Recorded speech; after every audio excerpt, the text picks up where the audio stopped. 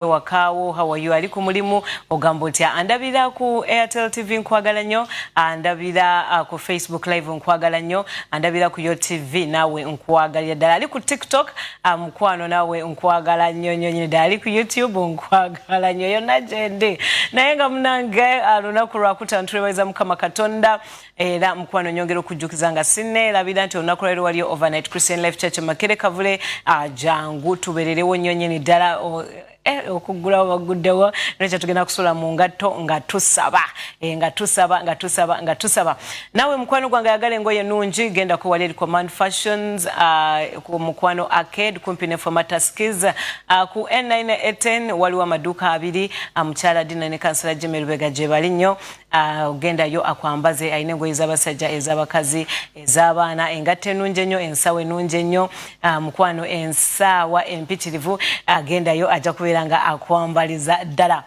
Ebizimba mu NABAANA kye kintu kye tugenda okwogerako olunaku lwaleero. Actually ebizimba mu lubuto kye tugenda okubeera nga twogerako olunaku olwaleero. Ebizimba bitawaanya nnyo abantu abamu ne balowooza anti bali mbuto naye agenda okulaba nga okuluma kususse agenda ogenda mu ddwaliro nga bamugamba si mwana naye kizimba. Ebizimba bino biva kuki tubijjanjaba tutya ye biwona batugamba ne banakitwala ne bakirongoosa ebirala bijja kukomawo. Ebimu bibeera ku NABAANA kungulu ebirala ne bibeera mu NABAANA munda. Abasajja nabo babeera n'ebizimba babeera mu bakazi bokka. Dr. Asenjobe Patrick tuli naye olunaku lwaleero era agenda kubeera nga atugunjula mu area eyo. Sayinza okulaba sebo. Kale nyawo. Weewaawo. Abalabi baffe aba Top Television mukama waffe bazibu nnyo. Mwebale byonna gye mutuusaako engalo okuva ku mulundi lwe twali wano ate n'okutuusa kaakano. Tukomyewo twongere okubabangula mu nsonga ez'enjawulo. Nga bw'ayogedde ku bizimba. Omanye ebizimba njagala nnyo ebiseera ebisinga bwe mba nnyonnyola abantu baffe abalabi ab'olutimbe luno olwa Top TV bategeere kubanga omuntu bw'ova eri n'omunnyonnyola bunyonzi ayinza obutakimanya naye omuntu kyandyetaaze nnyo okumutegeeza ebizimba kyeki. Kakati ebizimba mu kusookera ddala kwe kuzimba oba bwe buzimbu obutali bwa bulijjo obujja kungulu ku NABAANA ey'omukyala oba ku mumwa gwa NABAANA oba munda mu NABAANA. Era abakyala bangi abali wakati w'emyaka egituuse okufuna olubuto okutuuka ku myaka okubanga tebakyafuna mbuto abalina obuzimbu obwo obutali bwa bulijjo. Obuzimbu obwo oba ebizimba ebyo abantu bangi naddala olwaleero bwe twogerera babirina. Abamu bamanyi naye abalala tebamanyi. Era ebizimba ebyo si nti byonna olina kgenda mu ddwaliro. Mwanattu omubiri guyina kye tuyita natural defense mechanism ebisinga biwona byokka. Afuna ekizimba nga tategedde nekiwona kyokka era nga tategedde bw'atyo n'akola ki n'ayitawo mu ngeri ng'eyo. Naye abantu ekisinga okubaleetera ebizimba ebyo oluusi okujja ne babiraba tukiyita violation. Abantu bonna boolaba abalwadde essaawa zino kambeere nze nga ndwadde wabeerawo kye tuyita violation. Violation mu Luganda kubanga okutyoboola oba obutali buwulize oba okuyisaamu amaaso ekyo kyolina okutambulirako ekituufu. Nga bw'olaba nti mu bulokole omuntu singa ayonoona addayo neyeenenya n'asonyiibwa. Kakati abantu bali benjogerako abafuna ebizimba bino ne batamanya bayinza okuba balina ekkubo lye babeera babadde bakutte. Katugeze ayinza okuba nga abadde awantu katugeze ku mulimu n'abeerako ebintu by'ateeka mu mubiri gwe ebiyambako ebizimba ebyo okujja. Kati ate oluusi omulimu ogwo n'aguvaako n'agenda mu kifo ekirala ate n'akyusa endyaye. Kati kitegeeza ekyali kifacilitating ebizimba oba amafuta agaali gabifacilitating kati gavuddewo. Kubanga obulwadde bwonna okujja mu mubiri gw'omuntu buyina okuba ne kye tuyita fuel amafuta agabuyambako okwongera maaso ebizimba tebijja byokka era si buli muntu yenna nti aba nabyo mulimu abayita mu prosesi yaabwe ey'obukyala nga tafunyeeko eba ey'okubeera omukyala nga tafunyeeko kizimba mu bulamu bwe kyova olaba nti ebizimba bino bingi nnyo si tteeka nti olina okuba nabyo obulwadde bwonna obuli ku nsi si tteeka nti olina okuba nabwo naye nkugambye ebeera violation oba n'okugenda ku adresi yaabwo kubanga osobola okugenda ku adresi y'obulwadde obulwadde obwo n'obufuna naye bw'oba togenzeeyo tobufuna ekituleetera obutamanya bintu nga bino lwakuba nti research yaffe wano mu Afirika ekyali wansi okunoonyereza kukyali kutono kakati tolaba essaawa eno nja kuwa ekyokugeza tetubadde mu covid tolabye nti abantu babadde bateekako masiki kakati waliwo violation ebadde ekolebwa nti singa oteekako mask wabaawo violation nti percentage ya oxygen eri mu atmosphere eri 21%. Kitegeeza olina ku taking in full breath eyo 21% of oxygen. Kati bwe tuba tutaddeko mask kitegeeza tukendeezezza ku mpewo eyo olw'okuba tulina kye tuziyiza. Kakati waliwo kye tuyita hypoxia, deprivation of oxygen mu organs ez'omubiri. Kati olwaleero abanoonyereza baffe bandibadde batandika okunoonyereza mask impact ki zikoze ku bantu baffe era mu biseera ebirijja mu maaso tuyinza okufuna obuzibu bwonna obuvudde ku kino. Oyo sayansi era Katonda atusaasire busaasizi. Kakati ebizimbe ebyo nabyo ebeera violation era ekisingira ddala obireeta ekikulu ebeera mucus erosion. Singa eminyira giyitirira oba mucus membrane ebeera broken ku uterus awo kungulu munda oba ku mumwa gwa nabaana tutandika okulaba obuzimba obwo era ekibivujjirira giba minyira egiyitiridde obungi gye gijja gizimba kyova olaba nti bwe bakijjamu ne bakikwata bwe bati kibootaboota. Kakati omuntu ebisingira ddala okuleeta ebizimba bino kintu kikulu nnyo abantu okukimanya. Nebakitegeera kino kyekivaako kubanga ogambye sitteeka. Sitteeka naye eriyo ebibifacilitating kubanga jjukira ebizimbe era we babitandika katandika katono nga katulututtu. Nekikula nekyenkana ssekyungwa. Kyova olaba nti abantu abamu oyinza omulaba ng'alinga alina olubuto. Abamu nalooza n'okulooza nti era abamu bw'omulaba bambi mukyalo ono ng'abadde n'olubuto emyaka 3 tazaala kiki ekyamutuukako ng'olaba olubuto lw'omuntu lunene omwaka ne guggwako omulala ne guggwako bano abamulaba be bamubuuza owaayo onoozaala ddi baakusibirako ka bebi kiki naye nga alina obuzibu buli obwaki obw'ebizimba. Kakati abantu abasinga kubanga omuntu waffe owa wansi oluusi saagala nnyo mutwala mu sayansi wa waggulu ebikwatagana hormones estrogen progesterone tebabitegeera baagala bamanyire ddala kiki ekikuukuula. olulimi lwe tumanyi. Kakati ekisingira ddala okusiikula ebizimba bino n'okubireeta kwe kulya endyayo gy'olyamu eyo ye contributinga kinene nnyo naddala singa omuntu aba akozesa nnyo emmere enjeru. Omuceere, akawunga, muwogo. Emmere enjeru kye kimu ku bintu ebisinga okugaziya omukisa gw'omukyala yenna okufuna ebizimba. Naye musawo abakyala b'omu byalo nga balya muwogo. Naye abakyala abo muwogo bamulya naye tulina okwebuuza bamulya batya. Kubanga omukyala w'omukyalo ajja kulya muwogo ku caayi omutali sukaali, ajja kulya muwogo amuliireko enva ezitali nsiike, ajja kulya muwogo. Osobola okukola ekintu ekikyamu naye ng'ate ekirungi kyokola kisinga obuzito ekikyamu kye wakoze. Kijjawo kiri nti omukyala w'omukyala ajja kulya muwogo naye ate bw'anaaba amunyweredde ku caayi olunaku lwonna asiibe ng'ali ebibala, asiibe ng'anywa amazzi.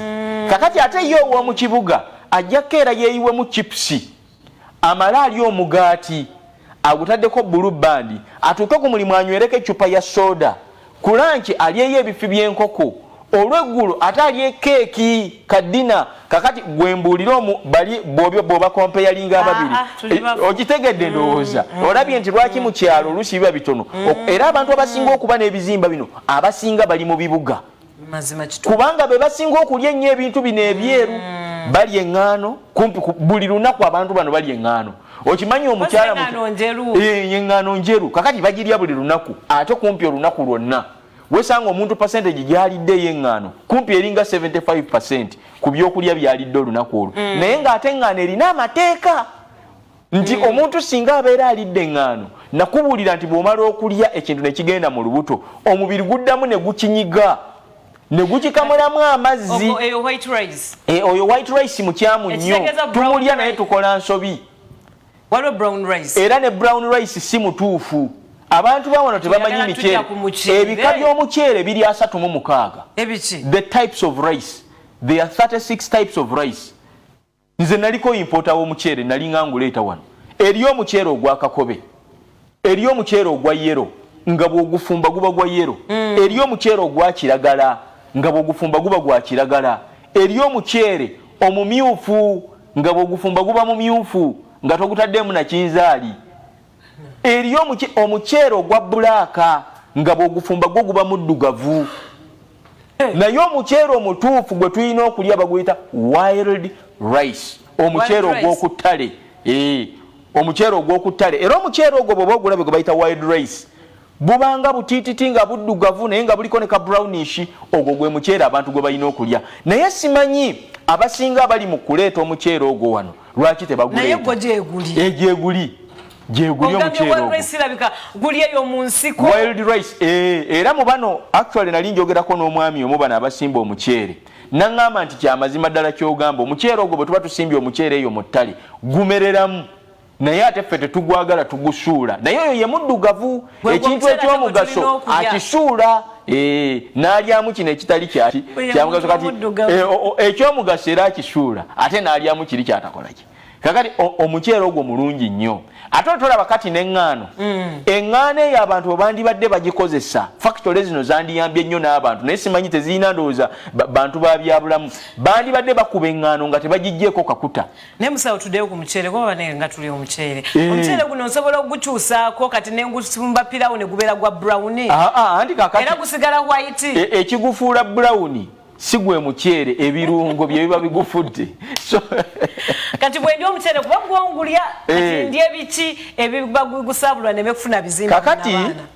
njagala okulaga nabeeranga China eyo ne neetegereza nnyo abachina bano lwaki baali bawangala by the way balina abakadde bangi okusinga abavubuka kubanga nasangako abaana olaba ndowooza mulimu wild rice ekifaananyi ekyo kyolaba ogwo gwolaba ogwa black wild rice ogwo gwe tulina okulya kati mu katale kaffe teguliiwo ate tetugulima omuceere ogwo bw'ogulya ogwo gwe bayita wild rice oyinza okumalako ennaku zo zonna nga togenzeeko mu ddwaliro naye ekirala ekyenjawulo ekyenkizo ekiriwo owulira abasajja nga ba employment eyo yemmere gye baalyanga gukuwa amagezi obeera muntu mugezi nnyo era gwalibwanga ba empara actually waalibangawo n'ekiseera egwegwo ogwo teguwonyeza ndadde gwererula simanyi ndowooza n'abakulembeze baffe bano abamu bandisaanye nnyo okulya omuceere ogwo bw'oba nga tebagulya obeera so intelligent naye endwadde ezisinga tezisobola kukulumba nga okozesa omuceere ogwo kakati twandibadde ba advocate bayimpota b'omuceere abagujje Pakistan nawa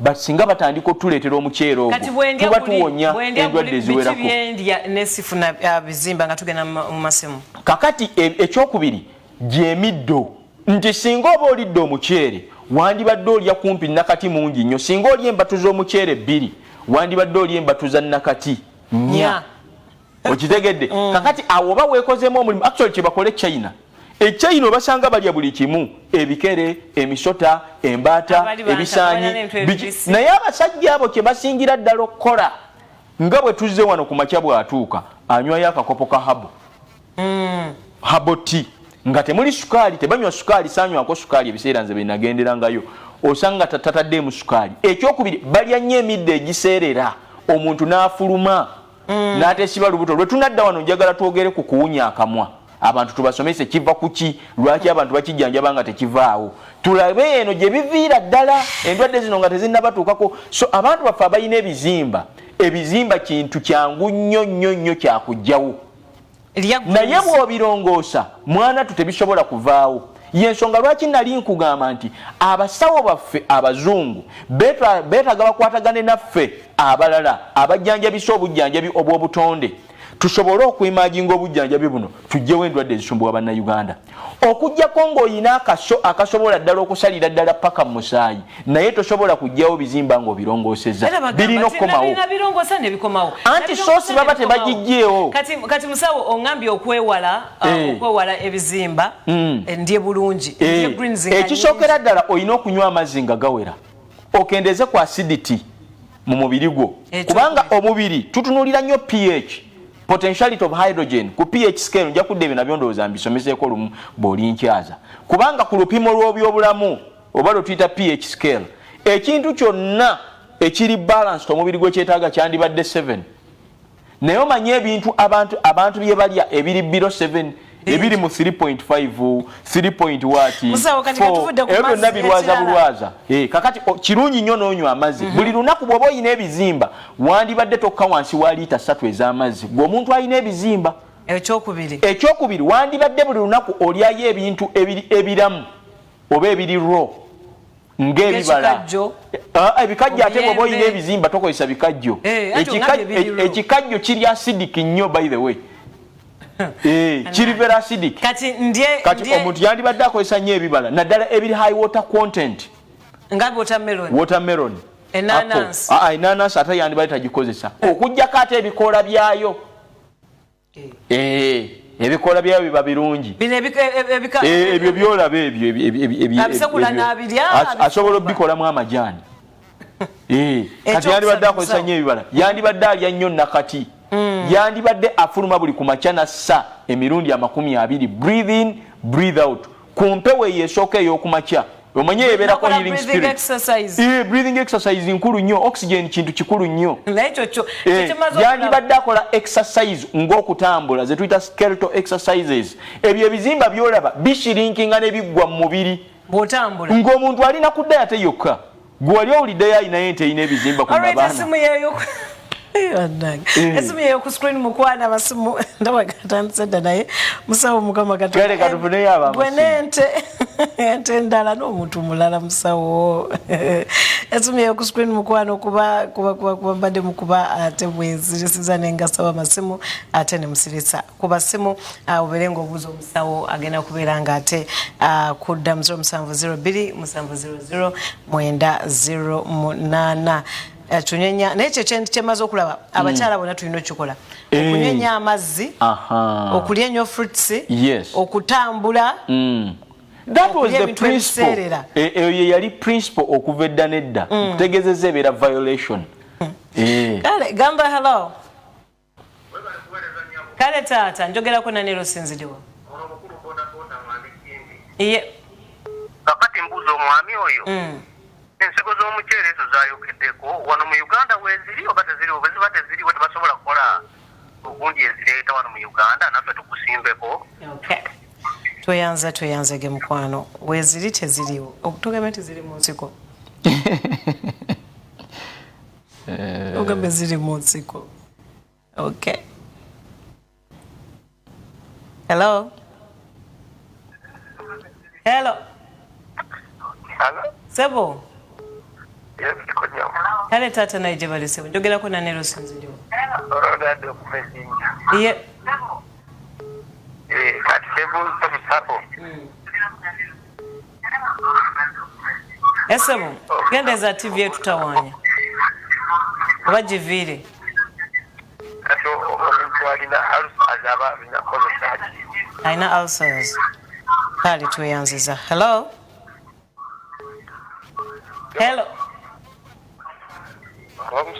esebo nange njogerako nanero sinzidiwa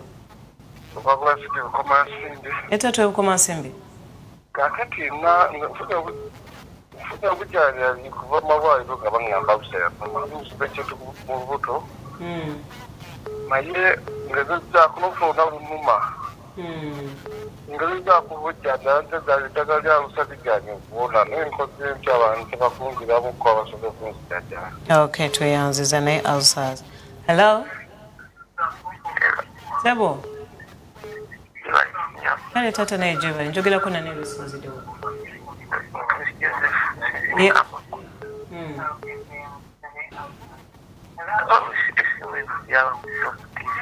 esebo mukwano Musawo wali.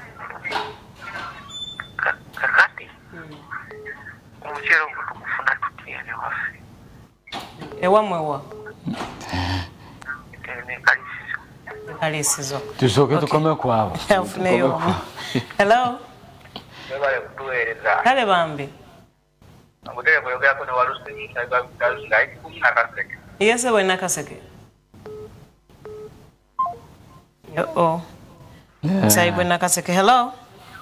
Hello Madam Julie. Wanje sebo. Wasizo otya. Bulungi munango sote sebo. Mukama yebazibwe bana. Amen nyo. Sima mpereza yati Julie. Ngatweyanziza. Bane tusime mpereza banambalala. Bakwagala. Amen. Bana yasigade ndi free okuvemba.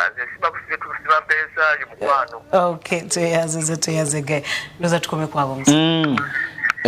Tukome kwabo nsobole okuyambako wali katono balina ebibuzo bye babadde babuuza kakati wild rice nja kugezaako okulaba nti tusobola okufuna ensigo omuceere gwaffe ogwo gukomewo gumere wano omulala abadde abuuza ulcer kakati ulcers kitegeeza mabwa gasobola okuba kungulu oba munda naye agasinga okusumbuwa abantu wano ndoza ge gagali munda kwa wote balabayo tebamanyi kike bajjanjaba amabwa ago gasobola okufuna obuweerero n'okutandika okuwona mu nnaku 3 zokka mu nnaku 3 zokka ze weetaaga okuba nti tokyawulira actually olunaku lumu 2 oba tokyayina bulumi bwonna era osobola okuddamu n'olya byonna bye baali bakuganye ng'olya kamulali olya amatooke olya lumonde olya obuwunga byonna osobola okuddamu n'obirya mu nnaku ezo 3 naye bajja kudamu bakubira essimu ndabe engeri gye nyinza obbayambako naye kambabuulireko ekirala ekiyinza obbayambamu abali eyewala waliwo omuti tuguyita erythrina ejirikiti olitema ebipapajjo byalyo n'olikaza mu nju oba mu kituuluuze kakati oyoolako olubatu lumu n'olufumbira mu tampeko z'amazzi nga 3 n'ogafumba ne gajja bulungi ate era ne geetoolako kati agobeera onywako nga bwe bakubira ne tusobola okubayamba naye nga mu nnaku 3 omuntu aba awonye nga ebiwundu ebyo bigende bibaawo ekisinga bireeta hydrochloric acid suko basibira embwa Hosea 4:6 egamba etya mazima ddala laba abantu bange bazikiridde olw'okubulwa okumanya kakati obutamanya bw'omuntu ku jiriketi asuulako embwa n'abalina ebizimba eryo limu ku ddagala lyabwe naye lwakuba nti okola combination zibeera compounds zetugatta okujjanjaba abantu kuba ezo zezimu ku compounds abantu ze balina okukozesa okulaba nti bawona naye Ezekiel 47:12 wakugamba nti ku lubalama lw'omugga kunaameranga buli bibala era ebibala ebyo binaabangawo buli kiseera naye waliwo olusemba we wasinga okunnyumira nti amalagala g'emiti egyo ganaabanga gaddagala kuwonya nja kudda tusomese Bayibuli n'obujjanjabi abantu bategere nti bino biviira ddala eringa ensi etondebwa enyiri gye ziri kati bana ba alusa si kusoomozebwa kw'amaanyi kisobola okuvaawo naye alusa nga zimaze okuwona zisobola okudda era mu nnaku 3 singa oli emmere olwaleero n'ofuna ekikeeto oba okifunye ku makya oba okifunye emisana oba okifunye kawungeezi n'enkya n'oddamu n'oli emmere n'oddamu n'ofuna ekikeeto kye tuyita heartburn olunaku olwokusatu yagalagaana oba olina alusa ekyo kye kigambisa bannaffe nti alusa teziwona alusa ziwona bulungi nnyo n'otereera bw'olya ekintu n'ofuna ekikeeto kiveeko eyo eba sayini okutegeeza nti ky'olidde kigenda kuleeta obulamu kanve ku binyeebwa bannange ebiwama bigwa byokya bigwa byokya nakola wali olusiisira lw'ebyobulamu wali eri ebwayise ku capital clinic kumpi n'ebitaala gunjuliro lyeri birese bya bwereere genda bakebere mukwano berenga ojjanjabibwa gunjuliro lyasaza oliriga abantu baffe balwadde katubakoleko ekyo nakyo chigwe mbadde Julie Sunday temulabira Christian Life Church waliyo okusaba naye leero waliyo overnight tewerabira abata 10 mpera